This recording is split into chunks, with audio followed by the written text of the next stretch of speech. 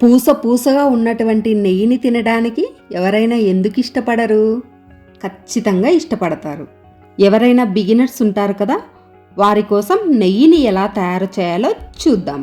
పెరుగు మీద మీగడతో మనం నెయ్యిని తయారు చేద్దాం. పాల మీద మీగడతో కూడా తయారు చేసుకోవచ్చు. కాకపోతే పెరుగు మీద మీగడతో నెయ్యిని చేసినప్పుడు మెడిసినల్ వాల్యూస్ ఎక్కువగా ఉంటాయి అంటారు. రోజు పెరుగు మీద మీగడని తీసుకుని ఫ్రిడ్జ్లో స్టోర్ చేసుకున్నాను ఒక వారం రోజుల పాటు. మీగడని మనం మిక్సీ వేసుకునే ముందు రూమ్ టెంపరేచర్కి రావాలి. మీగడ అన్నది ఫ్రిడ్జ్లో నుంచి తీసి బయట 2-3 గంటల పాటు ఉంచిన తర్వాతనే మిక్సీ వేసుకోవాలి.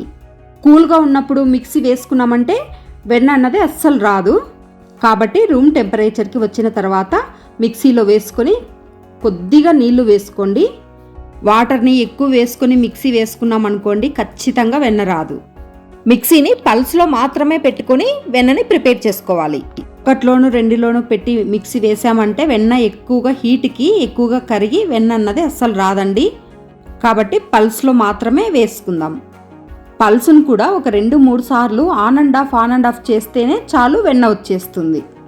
వెన్నని చూడగానే ఒక పద్యం గుర్తుకు వచ్చింది. మనం చిన్నప్పుడు చెప్పుకునే వాళ్ళం కదా, చేత వెన్న ముద్ద చెంగల్వ పూదండ బంగారు మొలత్రాడు పట్టుదట్టి సంధ్యతాయతులను సరిమువ్వ గజ్జెలు చిన్ని కృష్ణ నిన్ను చేరి కొలుతు. శుక్రవారం పూట మనము నెయ్యిని తయారు చేయకూడదు. మిక్సీ వేసుకున్నాం కదా, అదంతా ఒక గిన్నెలోకి తీసుకొని వెన్ననంతా పక్కకు తీసుకొని వాటర్లో ఒక 4-5 సార్లు బాగా శుభ్రం చేసుకోవాలి. ఇలాగా శుభ్రం చేస్తున్నప్పుడు చిన్న పలుకులు వస్తాయి. అవన్నీ బయటికి పడేసి మళ్ళీ కొత్త వాటర్ పోసుకొని మళ్ళీ శుభ్రం చేసుకోవాలి. ఇలాగా చేసుకుని నెయ్యి కాచుకుంటే నెయ్యి అన్నది చాలా కమ్మగా ఉంటుంది. చాలా రోజులు నిల్వ కూడా ఉంటుంది. నెయ్యిని కాచేటప్పుడు స్టవ్ దగ్గరే ఉండి కాచుకోవాలండి, లేదంటే పొంగిపోతుంది నెయ్యి అన్నది. చూడండి, ఇలా కలుపుకుంటూ మనం దగ్గరే ఉండి నెయ్యిని కాచుకుందాం.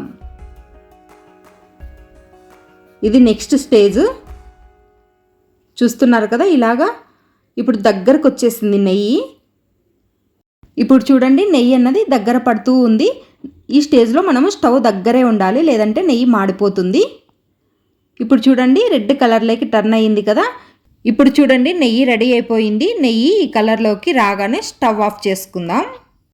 తమలపాకుని వాటర్లో కడిగి నెయ్యిలో వేసుకోండి, మంచి ఫ్లేవర్ యాడ్ అవుతుంది. తమలపాకు ప్లేస్లో మెంతులు కూడా వేసుకోవచ్చు. మీరు కూడా నెయ్యిని ఇంట్లో ఈజీగా ఇలానే ప్రిపేర్ చేసుకోవచ్చు. ఈ వీడియో కనుక మీకు నచ్చినట్లయితే నా ఛానల్ని సబ్స్క్రైబ్ చేసుకోండి, లైక్ చేయండి, షేర్ చేయండి. Thank you for watching.